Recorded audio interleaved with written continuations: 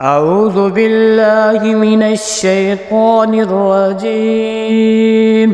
السلام علیکم ناظرین، ویلکم ٹو بیک مائی چینل۔ آج ہم دعائے قنوت پڑھنا سیکھیں گے۔ بسم اللہ الرحمن الرحیم۔